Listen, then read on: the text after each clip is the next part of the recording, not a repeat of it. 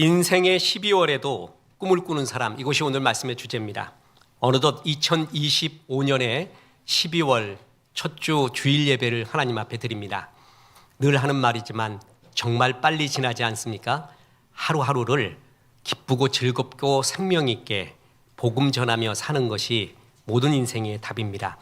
박완서의 소설 중에 그대 아직 꿈꾸고 있는가? 라는 제목의 소설이 있습니다. 인생의 12월이 됐는데도 아직 꿈꾸고 있으십니까? 꿈은 희망, 소망, 삶의 싱그러움의 상징이죠. 꿈은 대부분 젊은이들, 소년이 꾸는 거라고 생각하는데 성경은 그렇게 말하고 있지 않습니다. 성경 사도행전 2장 17절에 보면 하나님이 말씀하시기를 말세에 내가 내 영을 모든 육체에 부어주리니 너희 자녀들은 예언할 것이요 너희 젊은이들은 환상을 보고 너희 늙은이들은 꿈을 꾸리라. 뭔가 순서가 잘못된 것 아닌가? 그렇지 않습니다. 성령이 임한 성도들, 그들에게 노인이 되면 꿈을 꾸게 해주겠다고 말합니다. 얼마나 신나고 즐겁고 싱그러운 주의 약속입니까? 왜 성도들은 인생 12월이 돼도 꿈을 꿀 수 있는가? 그것은 두 가지 이유 때문에 그렇습니다. 첫째는 잘 살아온 성도의 후반전을 하나님이 축복하시기 때문에 그렇습니다. 하나님 안에서 잘 살아오셨어요. 하나님이 주시는 축복, 가장 큰 축복 중에 하나가 그의 후반전을 아름답게 만들어 주신다라는 겁니다. 오늘 본문 시편 92편 12절 보십시오. 의인은 종려나무 같이 번성하며 레바논의 백향목 같이 성장하리로다. 이는 여호와의 집에 심겼으며 우리 하나님의 뜰 안에서 번성하리로다. 그는 늙어도 여전히 결실하며 진액이 풍족하고 빛이 청청하니. 이 시편 92편 11에서 14절은 평생 하나님을 신뢰하고 살아온 성도가 노년에 이르러 아름다운 영적 상태와 하나님이 주시는 축복을 누리는 상태를 그린 가장 대표적이고 아름다운 노년의 약속의 말씀입니다. 그러니까 여러분 이 구절은요 적어 놓으세요. 내 책상 앞에 반드시 붙여 놓으십시오. 목사님 저는 아직 그럴 나이가 아닌데요. 염려하지 마세요. 금방 그 나이 됩니다. 그러니까 이 나이를 붙여놓고 이렇게 살기를 원합니다. 노년에 주시는 하나님 안에 살아왔던 사람에게 대한 최고의 축복이 시편 92편 2장 말씀입니다. 그러면서 뭐라 그랬냐면은 그의 삶을 종려나무와 백향목에 비유합니다. 종려나무 같이 번성하며, 종려나무 사진 한번 볼까요? 팜트리라고 하죠. 또 많은 군락이 지어진 나무를 보겠습니다. 참 아름답죠? 종려나무 팜트리는 겉보기에도 아름다울 뿐만이 아니라 매우 달고 영양가 높은 대추야자 풍성한 열매를 맺습니다. 성도가 나이 들어가면서도 이런 열매가 풍성하리라라는 축복입니다. 또한 성도는 레바논의 백향목같이 성장하리로라라고 말했어요. 백향목 한번 보겠습니다. 품위가 있죠. 고대 근동에서 백향목은 나무의 왕이라고 불렸습니다. 1000년 이상 살고요. 병충해에 강하고 향기가 짙습니다. 거대하고 단단하게 자르기 때문에 백향목은 변함없는 기백, 영적인 존귀함을 상징합니다. 그러니까 백향목은 고대 근동에서 최고의 귀족 나무라고 했습니다. 다윗이 기도할 때 나는 백향목 궁전에서 거하거늘 이렇게 말했잖아요. 백향목은 최고의 고급스러운 귀품 넘쳐나는 나무의 상징. 뭐라 그러냐면 하나님은 성도가 나이 들어가면서 너를 존귀하게 백향목같이 존귀하고 아름답게 지켜주리라, 여겨주리라. 노년의 성도들에게, 하나님 앞에 잘 살아온 성도에게 왜 백향목과 팜트리, 이런 야자 열매를 가득한 종려나무같이 너를 만들어주겠다고 한가?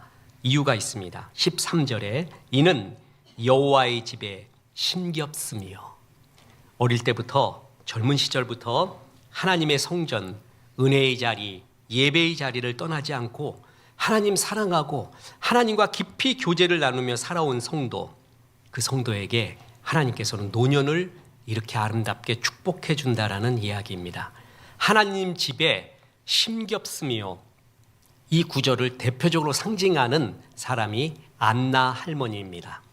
안나 할머니는 결혼한 후에 7년 만에 남편과 사별하고 84세가 되기까지 미망인으로 살았습니다. 근데 어떻게 살았는가 보세요. 누가복음 2장 37절입니다. 과부가 되고 84세가 되었더라. 이 사람이 성전을 떠나지 아니하고 주야로 금식하며 기도함으로 섬기더니. 성전을 떠나지 아니하고 주야로 금식하며 기도함으로 성전을 섬겼습니다.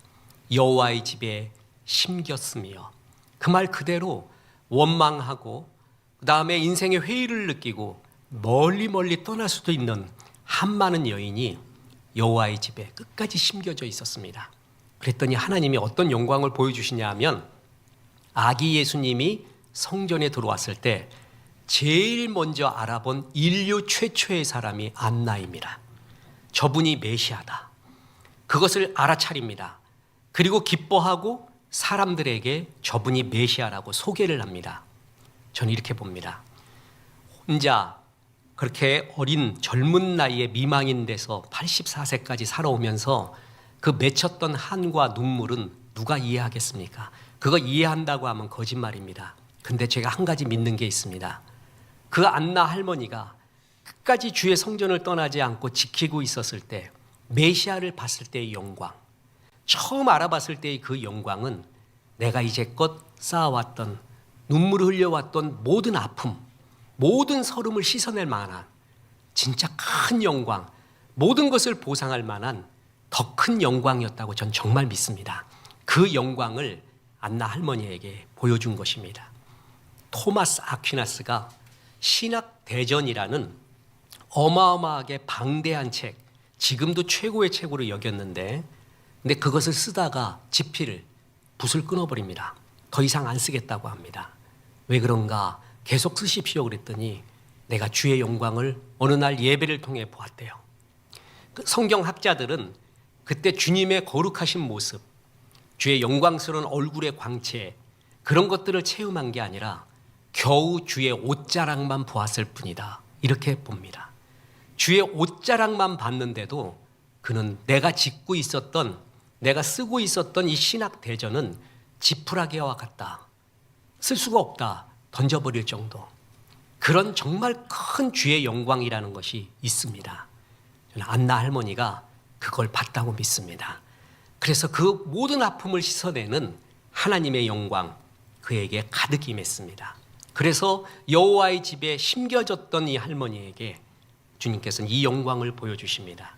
뿐만 아닙니다. 늙어도 여전히 결실하며, 일반적인 노년은 육체가 쇠약해지고 기억도 희미해지고 생산적인 활동이 줄어든다고 하는데, 성경에서 말하는 노년은 그렇지 않습니다.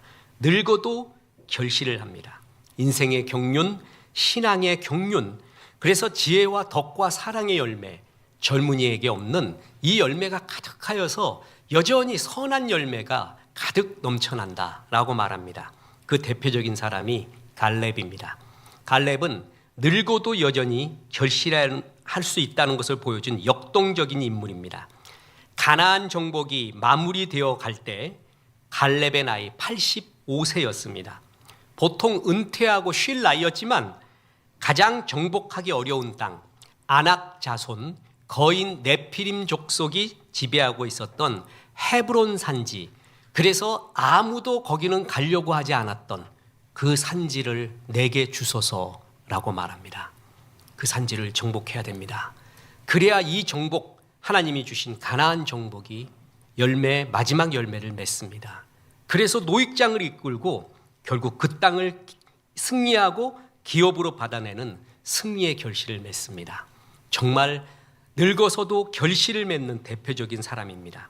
진액이 풍족하고 빛이 청청하니 생명력이 마르지 아니한 상태, 잎사귀가 푸르다, 영원히 시들지 않고 늘 생기가 있어서 많은 사람들한테 도전을 주는, 진액이 풍부하고 빛이 청정한 사람으로 너희 노년을 만들어주겠다고 합니다. 그 대표적인 사람이 모세입니다. 모세는 이스라엘 백성을 이끌고 40년 광야 생활을 마친 후에 120세에 하나님이 느보산으로 끌고 갑니다. 데리고 갑니다. 그때 하나님께서 모세에 대한 설명을 이렇게 해줍니다. 신명기 34장 7절입니다. 모세가 죽을 때에 나이 120세였으나 그의 눈이 흐리지 아니하였고 기력이 쇠하지 아니하였더라. 성경 말씀 그대로죠. 그 진액이 풍족하고 빛이 청청하니. 시력이 또렷했다는 게 아니라 그는 죽는 순간까지 하나님을 향한 총기, 영적인 기백이, 야성이 시들지 않았다라는 것입니다. 그는 마지막 순간까지 백성들을 축복하고 하나님의 말씀을 대언했습니다. 그리고 그 어떤 세상의 노인네도 갖출 수 없는 지혜, 그리고 예지로 마지막을 장식합니다. 느보산에 올라갑니다. 모세야, 가나안 땅 보이니? 너 참 수고했다. 저 이제 하나님의 백성들이 약속의 땅 가나안으로 들어간다. 이렇게 말했습니다. 모세가 정말 기쁩니다. 그런데 모세에게 말합니다. 너는 들어가서는 안 된다. 너는 여기까지다. 이렇게 말합니다. 새로 들어갈 제2세대 광야의 제2세대들과 여호수아가 들어간다. 네 역할은 여기까지야. 이 말을 할 때 모세가 받아들입니다. 그대로 받아들입니다. 그리고 또 하나님이 가슴 아픈 소리를 합니다. 네 무덤도 없을 거야. 모세가 그것도 받아들입니다. 하나님 정말 심하지 않습니까? 내가 이 생고생을 해서 여기까지 왔는데 나야말로 가나안으로 들어갈 자격이 있지 않겠습니까? 하나님 이럴 수가 있습니까? 대들 수도 있습니다. 그리고 못 들어가면 무덤이라도 좀 근사하게 써줘가지고 내 업적을 기리고 사람들이 기억하면 얼마나 좋은데 무덤도 쓰지 말라고요? 보통 노인네 같으면 그렇게 화를 냈을 거예요. 근데 모세는 그 잎이 청청하고 진액이 늘 풍부했습니다. 주의 높은 뜻을 알고 있었습니다. 그래, 내가 들어가는 게 덕이 안 된다. 무덤 만들면 사람들이 와서 무덤 한 줌씩 다 퍼갈 겁니다. 그죠? 그래서 무덤 없어져요. 그리고 집에다가 그 무덤 흙 모셔놓고 이게 모세의 무덤 흙이야. 그리고 이게 무슨 주술적인 큰 힘이 있는 듯 집에다 모셔놓고 우상 숭배할 거예요. 뻔합니다. 그걸 하나님 잘 알고 있습니다. 무덤도 없애라. 여기까지야. 아멘. 하고 정말 멋진 노년을 봅니다. 그의 총기는 죽을 때까지도 청청했습니다. 이 구절, 시편 92편의 이 4절부터 6절까지의 이 구절은 하나님을 잘 믿어온 성도에게 주시는 최고의 찬사이자 보증입니다. 그래서 우리는 인생 12월이 돼도 꿈을 꿀 수 있습니다. 주께서 내 후본전을 이렇게 축복해 주시니, 그리고 우리가 성도들이 인생 12월에도 또 꿈을 꿀 수 있는 두 번째 이유가 있습니다. 그것은 잘못 살아온 성도에게는 끝자락 은혜를 준비하시기 때문에 그렇습니다. 끝자락 은혜라는 게 있어요. 풍성한 은혜도 있고요. 그리고 부스러기 은혜도 있고요. 끝자락 은혜라는 것도 있습니다. 잘못 살아왔어요. 내가 앞만 봐도 곰팡이같이 살아왔어요. 내 자신의 영광을 위해서만 살아왔고, 기껏해야 내 가족을 위해서만 살아왔고, 못된 일도 많이 했고, 하나님 앞에 내세울 거 하나 없는 것 같아요. 그런데도 그런 성도에게도 인생 12월에 하나님께서 끝자락 은혜를 준비하십니다. 며칠 전에 어떤 배우가 자기의 청소년 때, 어렸을 때의 일이 폭로가 되고 그에 대해 가슴 아팠던 사람들이 제보를 함으로써 이제 배우 생활을 그만하겠다라고 이야기한 사건이 이틀 전에 이렇게 있어서 우리가 잘 알잖아요. 참 세상이 그렇습니다. 우리는 그리고 많은 사람도 또 그뿐만 아니라 우리 또 다른 모든 사람도 그러한 아픈 잘못된 그러한 전반전이 많이도 있었습니다.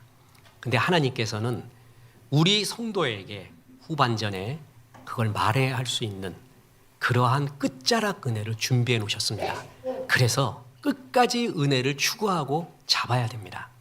저는 유머 시리즈 중에서 아재 유머 중에 제일 좋아하는 게 참새 시리즈입니다. 아마 저만치 많이 갖고 그 자료를 많이 갖고 있는 사람은 없을 거예요. 보니까 8페이지더라고. 그래서 참새 시리즈가 그렇게 재밌는데 성경의 참새 이야기도 그렇게 좋을 수가 없습니다. 참 영적 깊이가 있습니다. 보세요. 누가복음 12장 6절에 참새 이야기가 나오는데 참새 5마리가 두 아시리온에 팔리는 것이 아니냐. 그러나 하나님 앞에서는 그 하나도 잊어버리는 바 되지 아니하는도다. 자, 이것을 계속 틀어놓으세요. 5마리가 두 아시리온에 팔린대요. 그러면 여러분 수학적으로 한번 계산해 보세요. 수학 연습하려야 되는가 이게? 지금 원래 1아시리온에 참새 2마리. 그러면 2아시리온이면 참새 4마리가 되는 거죠. 한 마리가 뭐예요? 이게 계산이에요. 이게 복음이에요. 뭐냐면은 많이 샀어요. 그래서 2아시리온을 내고 참새 4마리를 사잖아요. 그럼 덤으로 1마리를 줍니다. 그게 5마리. 그래서 2아시리온에 샀다라는 이야기입니다. 이 5번째 참새는요, 상품 가치가 별로 없는 거, 빌빌하는 놈, 루저고요, 약함과 부족함. 그래서 있으나 없으나. 그래서 그냥 덤으로 주는 거예요. 좋은 놈 주지 않고 싱싱한 놈, 진짜 실한 놈 먼저 팔고 요거 빌빌, 이건 아무도 안 사. 그거 덤으로 주는 게 요 참새 5마리의 비유예요. 그러면 이 하나 5번째 참새는 루저이고 덤이고 아무것도 아니거든요. 근데 이 구절이 무슨 의미냐 하면은 하나님 앞에서는 그 하나도, 그 빌빌한 5번째 참새도 잊어버리시는 바 되지 아니하는도다. 이게 하나님 나라를 말해주는 거예요. 하나님은 5번째 참새, 별 볼 일 없는, 자랑할 거 없는 그런 참새도 돌보신다. 마음을 주신다. 교회가 5번째 참새가 모이는 곳이고요, 5번째 참새를 외면하지 않는 곳이고, 그게 킹덤 오브 갓, 하나님의 나라입니다. 전반전에 실패했어요. 네 인생 돌아보면 뭐 있냐? 그러면 빌빌, 아무것도 빌빌하다가 죽었대. 빌 아시죠? 세금 내다 죽었다고. 빌빌. 이렇게 그냥 그거밖에 내세울 게 없어요. 아무 자랑도 없어요. 영광스러운 일도 없는 그런 인생 살았던 사람에게 그 사람도 하나님 기억하고 있어요. 그러면서 뭐라 그러냐면 후반전에 끝자락 은혜를 준비해 주신다라는 것이에요. 그 대표적인 게 뭐냐면 마태복음 20장에 나오는 포도원 품꾼의 비유입니다. 불경기입니다. 인력시장에 사람이 넘쳐납니다. 오전 9시에 가장 유능하고 능력 있는 사람이 뽑혀서 갑니다. 12시, 3시에도 유능한 순으로 뽑혀갑니다. 이 모두 처자식 먹여 살리려는 가장의 몸부림입니다. 근데 5번째 참새같이 빌빌거리던 낙오된 사람 하나가 있었습니다. 이 사람은 무능해요. 무력해요. 그래서 뭐냐 하면은 무능하고 무력한데도 먹여 살려야 될 가족은 똑같아요. 다른 사람들하고. 아무도 나를 찾지 않아요.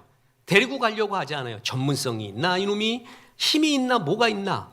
그러니까 인력시장에 그래도 딴 데 갈 데도 없어요.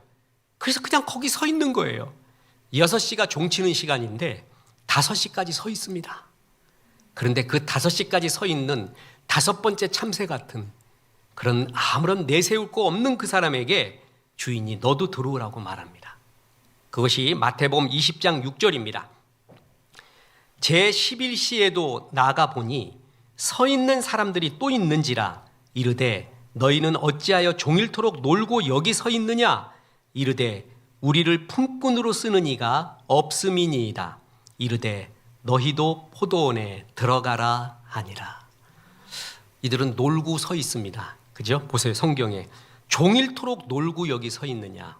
사실 우리도 놀고 있다가 부름 받은 거거든요. 예, 뛰어나서 바른 게 아니라 놀고 있는 사람 부른 거하고 똑같아요. 우리 옆에 사람한테 인사해 보세요. 어디서 놀고 오셨습니까? 세상에서 실컷 놀고 왔죠? 하나님의 은혜로 내가 여기까지 온 거예요. 근데 보세요. 1시간 일했는데도 한 데나리온이 뭐냐면 기술, 경쟁력을 갖춘 정규직이 벌 수 있는, 가족을 그날 먹여 살릴 수 있는 풍부한 돈이에요. 그거를 루저인 5번째 참새 같은 사람에게 1시간 일하고 그것을 줍니다. 마태복음 20장의 포도원 품꾼의 비유는 일반 사람이 절대 이해할 수 없는 하나님 나라의 은혜라는 말을 가장 잘 설명한 게 이거예요. 이 5시에 온 사람은 할 말이 없죠. 그냥 뭐만 할 거예요. 울기만 할 거예요. 울기만. 고마워서 네가 평생 그렇게 살라는 거예요. 네가 나이 들어도 평생 하나님의 은혜였습니다 하는 마음으로 살아라. 진짜 이런 마음으로 사는 게 은혜의 마음이거든요. 1시간 일했는데도 한 데나리온 주시는 주의 은혜, 그의 끝자락에 마지막 1시간의 은혜가 있었습니다. 이게 끝자락 은혜예요. 이런 것이 있기 때문에 우리는 별 볼 일 없는 5번째 참새 같은 사람이라 할지라도 우리는 끝자락 은혜를 바라보며 주님, 이제 내게 주시는 사명과 은혜가 뭡니까? 그거를 꿈꿀 수 있기 때문에 인생 12월에도 우리는 꿈꾸는 자가 될 수가 있다는 거예요. 또한 예가 있습니다. 진짜 끝자락에 맨 마지막 은혜를 받은 사람이 십자가 위 강도입니다. 그는 평생 강도로 살다가 마지막 호흡이 남아있을 때 예수님을 부르게 됩니다. 예수의 이름을 부르는 자는, 주의 이름을 부르는 자는 뭐라고요? 구원을 얻으리로다. 정말 좋아요. 그러니까 여러분 예수 이름을 부르세요. 예수. 그냥 욕하지 말고 엉뚱한 말 하지 말고 예수 이름을 많이 부르세요. 보세요. 누가복음 23장 42절에 이르되 예수여 당신의 나라에 임하실 때에 나를 기억하소서 하니 예수께서 이르시되 내가 진실로 너희에게 내게 이르노니 오늘 네가 나와 함께 낙원에 있으리라 하시니라. 그야말로 아까 포도원 품꾼에 비유해서 5시에 온 사람이 있죠. 그 사람은 얼마 일했어요? 그 1시간이라도 일할 시간이 있었어요. 근데 이 강도는 일할 시간도 없어. 주님을 위한 스토리, 주님을 위한 어떤 이야기가 하나도 없이 그냥 끝자락에 끝자락. 이제 낙원에가 있으리라. 아멘. 꽃가닥이에요. 아무것도 없어. 이게 그야말로 끝자락의 은혜예요. 그런데도 하나님이 맨 마지막에도 은혜를 남겨놓으신 사건의 대표적인 사건이 이 강도의 사건이에요. 또 보세요. 구약에서 삼손입니다. 삼손이 끝자락 은혜를 남겨놨습니다. 저는 구약 전공을 했거든요. 근래까지도요, 저는 삼손을 이해 못했어요. 특히 제가 신학을 그렇게 오래 하고 인문학도 하고 담임 목회도 이렇게 오래 했지만 진짜 풀리지 않는 신학의 난제, 정말 괴로워요. 이 신학의 난제는 하나님이 열어놓은 데까지만 가는데 열어놓지 않은 것까지도 막 가려고 하는 난제, 그런 게 아니에요. 뭐 네피림이 뭘까 이런 거는 궁금하지 않아요. 근데 정말 해석이 안 되는 것 중에 하나가, 그런 것이 한 10개 정도가 넘어요. 그 중에 하나가 삼손의 이야기예요. 어디서 쇼크를 받았냐 하면은 왜 삼손 이야기가 히브리서 11장에 믿음의 전당에 삼손이 들어갔냐는 거예요. 난 진짜 다 들어갈 자격이 없다고 봐요. 삼손은 하나님이 우리에게 미리 많은 것을 주신 랭킹 2입니다. 제일 많은 걸 준 것은 솔로몬이에요. 그 다음에 제일 많이 선천적으로 준 게 2위가 삼손이에요. 힘이 있지요, 좋은 가문이 있지요, 지혜가 있어요, 사명까지 줬어요. 그러니까 많이 받은 것의 상징이 삼손이에요. 근데 이놈이 뻘짓거리만 한 거야, 뻘짓거리. 그거 갖고 자기의 정욕, 자기의 생각, 자기의 마음대로 다 쓴 상징이 삼손이에요. 삼손의 뜻이 뭐냐면은 리들선이라고 했죠. 작은 태양이라는 뜻이에요. 근데 삼손이 그 유명한 여자 누구를 만나요? 데릴라. 여러분 옛날 가수 톰 존스의 딜라일라라고 아세요? My 딜라일라, why 딜라일라 그러고 부르잖아요. 그 딜라일라가 드릴라야. 그게 드릴라예요. 그 드릴라의 뜻이 뭐냐면 라엘라, 밤이라는 뜻이에요. 밤. 그러니까 태양을 만나야 되는데 태양이 의도적으로 밤을 만나간 거예요. 그래갖고 스스로 밤이 된 거예요. 진짜 눈이 뽑히고 머리털이 다 밀려져서 육신도 밤이 되고 영도 밤이 됐어요. 그래서 삼손이 드릴라 만나러 갈 때 성경의 표현에 의하면은 go down 3번 해요. 3번 내려갔대요. 그것도 의지적으로. 그래서 진짜 하나님이 주신 많은 것을 뻘짓거리한 사람의 상징, 그게 삼손이에요. 근데 삼손이 마지막 기도를 드립니다. 블레셋 다곤의 신당 앞에서 마지막 기도를 드리거든요. 마지막 기도에 하나님이 응답을 하십니다. 보세요. 사사기 16장 28절. 삼손이 여호와께 부르짖어 이르되 주 여호와여 구하옵나니 나를 생각하옵소서. 하나님이여 구하옵나니 이번만 나를 강하게 하사 나의 두 눈을 뺀 블레셋 사람에게 원수를 단번에 갚게 하옵소서 하고, 이 기도도 회개의 기도요, 원수 갚게 해달라는 기도요. 여러분 이게 문법적으로 설명을 해봐. 문법적으로. 그래서 구약학자들이 두 가지로 봅니다. 분명히 개인 복수의 기도라는 거예요.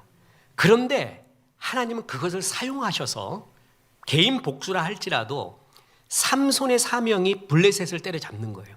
하나님 백성을 핍박하는. 그래서 힘을 주셨거든요. 근데 이제껏 그 일을 안 해요. 다 자기 뻘짓에만 써요. 그러다가 마지막에 개인의 복수를 하나님이 이루어 주면서 신당을 무너뜨리면서 뭐예요? 그때 죽인 블레셋 백성의 수가 삼손이 살아서 죽인 수보다 헐 많게 그제서야 사명을 이루었다는 거예요. 그제서야. 이렇게 해서라도 사명을 이루게 하시는 하나님. 그래서 명예의 전당에 주의 뜻을 이루었다고 올라갔어요. 히브리서 11장에. 나 이거 보면서도 참 하나님 감사합니다. 진짜 삼손같이 살아도 마지막 기도 응답해 주시면서 이렇게 주의 뜻을 이루다니, 이런 하나님이 어디 있습니까? 이런 생각이 들더라니까요. 이게 끝자락 은혜예요. 포도원 품꾼에 비해서 5시에 만난 사람, 그리고 마지막 기도 속에서 예수 영접하여 낙원에 갔던 강도, 마지막 기도에 응답받았던 삼손, 전부 뜻이 뭐죠? 끝자락 은혜가 있다는 거예요. 그러니까 은혜가 젊은 날에만 있는 게 아니라 후반전에 갈수록도 기회를 다시 주면서 은혜를 남겨놓은 은혜, 그걸 끝자락 은혜라고 합니다. 그게 있으니까 넌 지금도 꿈을 꿔라. 지금도 네가 해야 될 일이 있고, 지금도 만회할 일이 있고, 하나님 앞에 드리며 마지막 12월을 하나님 앞에 드려라 이거예요. 여러분 오늘 인생의 12월 달이기 때문에 인생 12월 얘기하지만 여러분은 별로 그게 가슴에 왜 안 닿을 겁니다. 왜냐? 지금 여러분 거의 6월 아니에요. 그죠? 그러니까 이게 가슴에 안 닿는 거 알아요. 어떤 사람 5월이요. 5월의 이미지가 뭔지 아세요? 사랑하는 딸이 세수를 했는데 그 화장 하나도 안 하는데 딸이 세수했는데 그 수돗물이 뚝뚝 떨어지고 있대. 피천득에 표현하면 그게 5월이래요. 5월. 그걸 잘 써 정말. 그냥 공감각적으로 딱 다가오잖아요. 그냥 그 5월 같은 사람이잖아요. 그러니까 아직 12월 얘기가 감각이 없을 거예요. 근데 전도서는 늙은이한테 주는 게 아니라 젊은이한테 주는 거예요. 젊을 때 이걸 알아서 이 날이 반드시 오니까 이 젊음 하루하루를 소중히 여겨라. 지금 그 얘기예요. 그래서 하나님께서 우리 인생의 12월이 와도 여호와 앞에 심기어졌던, 그래서 주님 앞에 잘 살아왔던 너는 노년을 정말 이렇게 축복하고 싶구나. 네 잎이 마르지 않고 빛이 청청하며 레바논의 백향목같이 종려나무같이 번성하고 열매를 맺고 진액이 다하지 않고 정말 그렇게 되리라. 그러면서 그래서 인생의 12월이 돼도 우리는 꿈을 꿀 수 있고요. 그렇게 못 살아와도 끝자락 은혜를 남겨놨기에 우리는 12월에도 꿈을 꿀 수 있는 존재가 됩니다. 저는 지금 너무 젊어서 문제거든요. 내가 이 주체를 못 하겠어요. 그냥 지금도 뭐냐면 난 밤이 없으면 좋겠어요. 밤이 싫은. 전에는 밤만 좋아했거든요. 밤에 궁시렁 떨면서 생각하고 글 쓰고 이랬는데 지금 밤이 빨리 자버리고 아침에 나와서 글 보고 책 보고 성경 보고 할 게 너무 많아요. 그냥 뜨거워 죽겠어요. 젊은 날 좋아했던, 어린 날이지 지금이 젊으니까, 그러니까 어린 날 좋아했던 그런 글들이 뭐냐면 지금도 시인들이 습작을 하는 3명의 옛 시인들이 있습니다. 누구냐면 백석, 김수영, 미당 서정주. 이 3사람은 아직도 현역 젊은 시인들이 그들의 문체와 한국어와 낱말을 습작을 합니다. 대단하죠. 저도 그런 걸 좋아했어요. 또 현학적인 걸 좋아했고 그랬는데 이제 젊어지니까 또 무슨 글이 좋아지냐면 예수 안에서 잘 살아왔던 나이든 그런 노 철학자, 노 집사, 노 장로님들의 글이 그렇게 좋아요. 그 대표적인 분이 백세 철학가 잘 아시죠? 김형석, 예수 잘 믿는 분입니다. 이분이 그 연세대학교 동문이 있죠. 김형석, 안병우, 김태길, 요 셋이 동기동창이에요. 그래서 그때 시대를 풍미하고 먼저 다 보내고 김형석 이분만 지금 남아 있어요. 이분이 이제 여러 책을 썼는데 그중에 참 권면해 줄 책이 100년을 살다 보니, 이 책은 참 읽어보기 참 좋습니다. 거기에 보면 이렇게 나옵니다. 경제적 기준은 중산층이 좋습니다. 그런 거예요. 경제적, 그러니까 경제를 꿈꾸려면은 중산층이 좋대요. 생활 걱정 없고 생존에 생활의 걱정이 없고 나름 품위 유지할 수 있는 중산층, 이거를 기도하고 꿈꾸는 것은 절대 죄도 아니에요. 그것도 아니고 이걸 꿈꾸래요. 정신적 기준은 최상위층이 되어야 합니다. 문화, 예술, 진리, 봉사를 추구하는 최고의 정신세계를 죽을 때까지 추구하십시오. 그러니까 정신세계만큼은 최고를 추구하라. 그리고 재산에 대해 말하는데 재산의 원칙이 있습니다. 인격만큼, 자신의 인격 수준만큼 재산을 소유해야 됩니다. 되게 멋진 말이에요. 자기의 인격이 7이에요. 7. 그런데 재산이 10이 있잖아요. 그럼 저는 어려운 거 안 묻는다 그랬죠. 몇이 남는 거예요. 그러니까 이걸 못 풀면은 안 돼요. 진짜 이 정도는 주님이 우리를 인간으로 태어나게 하신 최소한의 예의예요, 이거는. 그러니까 나는 인격이 7인데 재산이 10이 있어요. 그럼 몇이 남는 거예요? 그 3 갖고 뻘짓거리 안 돼요. 갖고 타락을 한대요. 열이면 거의 열이 타락을 한대요. 다른 짓 한대요. 내 인격의 수준만큼 재산을 갖고 있는 게 최대한 대로 잘 쓴다. 나 참 그것도 정말 멋진 말이에요. 그러면서 그냥 나이 들면서 해야 될 일이 있고 안 해야 될 일이 있다 하는 말이 60세부터 75세까지가 인생 최고의 황금기래요.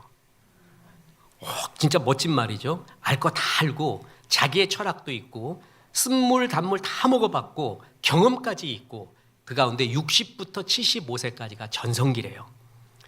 목사님 전 75세도 넘었는데요. 그걸로 슬퍼하지 마요. 뭐냐면 제2의 전성기라는 게 있어.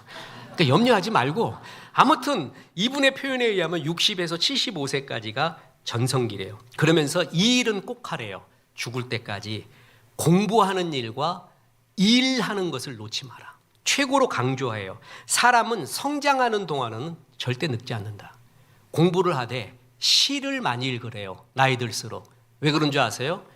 나이 들어가면 논리와 이성, 지성은 쌓여간대요. 논리와 이성, 지성, 옳고 그름에 대한 분별력이 있어요. 논리, 지성, 그 다음에 이성이 쌓여가고 거기에 경험까지 들어가. 내가 해봤는 데까지. 요게 세 개가 결합되면 완벽한 꼰대가 된대요. 그래가지고 이 꼰대를 갖다가 부셔버리는 게 뭐냐면 시래요. 시. 시를 읽으면 감성이 촉촉해진대. 이성을 넘어서는 세상을 아름답게 보는 눈, 공감하는 능력이 시 속에서 키워진다는 거예요. 그래갖고 노인 될수록 시 많이 읽어라. 이렇게 하고 김영석 교수님도 지금도 시를 많이 읽고요. 또 하나 주는 삶을 많이 가져라. 젊은 날은 내 자신 갖기 위해서 갖는 거 가진 거 자랑하기 위해서 했는데 다 쓸데없는 짓이다. 자꾸 나눠줘라. 어른 하면은 우리가 시쳇말로도 그렇고 설교에서도 수없이 들었죠. 뭐가 어른이에요? 뭐는 열고 뭐는 닫으라? 지갑은 열고 입은 닫으라. 그게 어른이고 꼰대가 뭐라고요? 지갑은 닫고 입은 연락이 열고 있는 거. 그게 이제 꼰대라 그랬잖아요. 사람이 똑똑하고 총명한 사람은 기억하지 않는데요. 그냥 같이 그때는 멋있다 그러는데 나이 들수록 뭐냐면 너 잘났으니까 잘난 사람은 잘난 사람끼리 놀아. 나는 못난 사람이니까 못난 사람까지 높게. 그래서 못난 그룹이 형성되고 잘난 그룹이 형성이 되는데 그런데 잘난 사람 중에 기억에 남고 좋아하고 존경하는 잘난 사람이 있대. 어떤 사람인 줄 아세요? 많이 나눠준 사람. 사랑하고 겸손해서 정말 나눠주고 이랬던 사람은 정말 기억이 남는데요. 그게 진짜 어른이라는 거예요. 외모보다 인격을 갖춰라. 규칙적인 생활을 유지해라. 불규칙적으로 하지 말고 생활해라. 나는 그 일본의 무라카미 하루키, 나 요번에 그분이 문학상, 노벨 문학상 받지 않을까 항상 생각하는데 이분은 생활에 아주 거의 일정한 패턴, 임마누엘 칸트까지 살아요. 하루에 5가지 패턴이 있거든요. 새벽에 일어나기, 그리고 반, 하프 마라톤 하기, 어떨 땐 4분의 1 마라톤, 그리고 이건 또 이게 좀 말하기가 괴로운데 매일 흑맥주 먹기, 그 다음에 재즈, 뭐 이런 거, 그리고 매일 2시간 분량의 글쓰기. 요게 계속 반복돼요.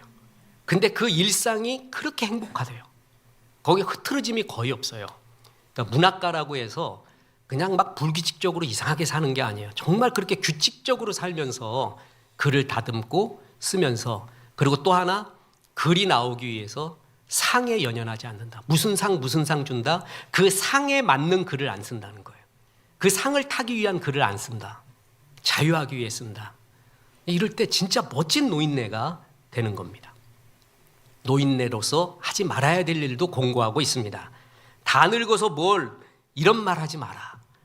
뭐냐면 자기 친구들 있잖아요. 김영석 교수의 친구들을 보니까 이제 쉬자, 늙어서 뭐 하는 친구들은 제일 빨리 늙더래. 그리고 빨리 가더래.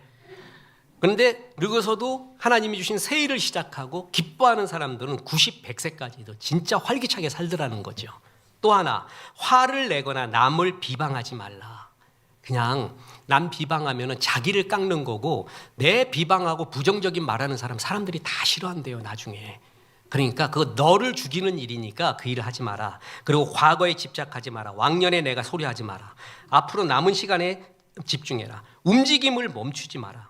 편안한 거 행복이 아니다. 그러면서 그분이 늘 수영했잖아요. 만나서도 물어봤었어요. 수영하기. 근데 수영이 안 되니까 이제 걸어 다니기, 물속에서. 요즘은 그것도 안 하신대. 왜냐하면 귀에 물이 들어간대. 그래갖고 지금은 산책을 하신대요. 산책.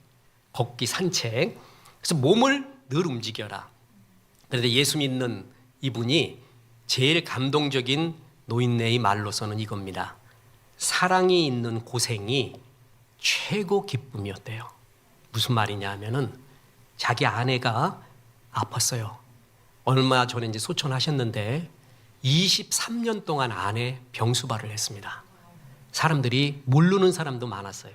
그걸 센티하게 말하지도 않고 덤덤하게 받아들이면서 23년 동안 아내 병수발을 했대요. 고생 많이 했어요. 힘든 일도 육체적, 정신적, 경제적 모든 거 힘든 일을 많이 했는데 그의 결론이 뭔지 아세요? 사랑이 있는 고생이 제일 행복이었대. 그러니까 우리는 편안한 상태를 행복이라고 여기는데 그게 아니라는 거예요.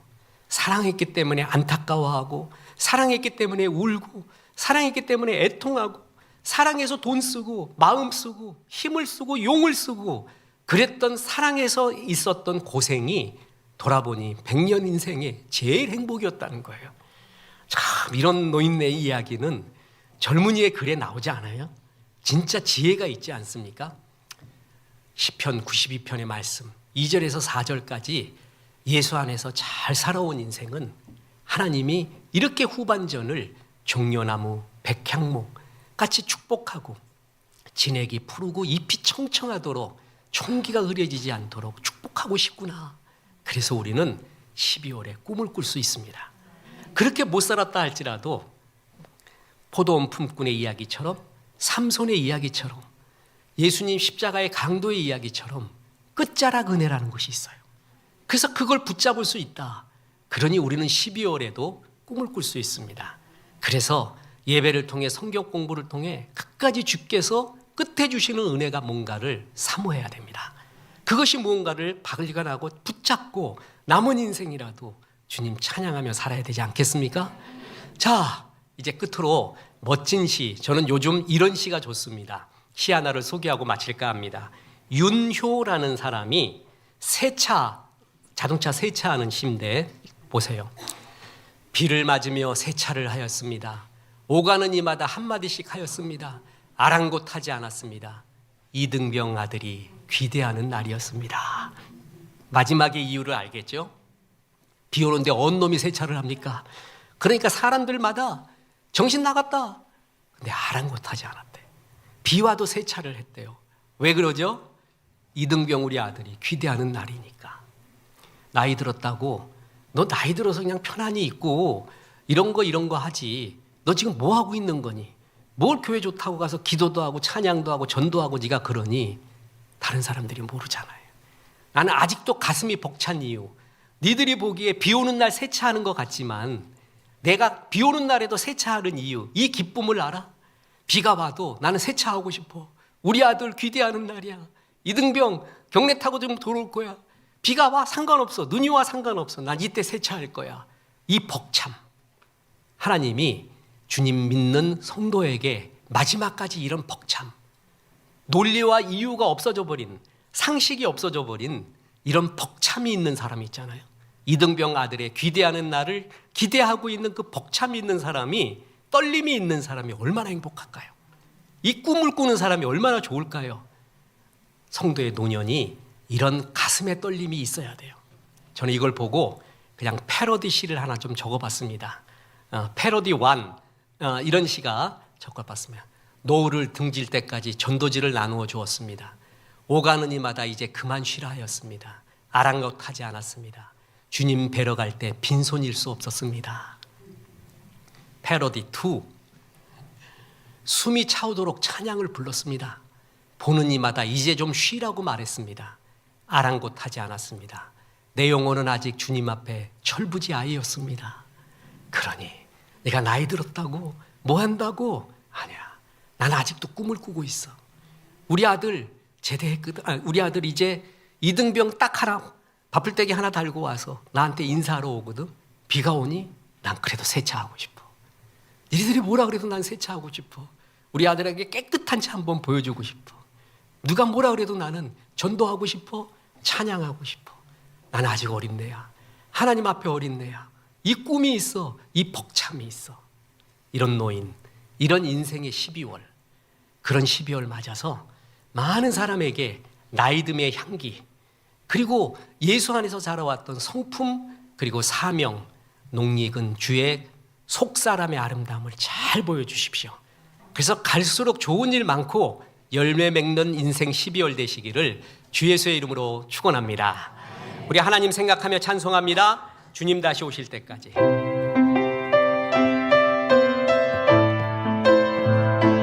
그리스도의 은혜와 하나님의 크신 사랑과 성령님 12월에도 꿈을 꾸라 말씀하심이 이 말씀에 아멘한 성도들에게 함께 하셔서 이제부터 끝날까지 크신 영광 받으시옵기를 우리 구주 예수 그리스도 이름으로 축원하옵나이다. 아멘.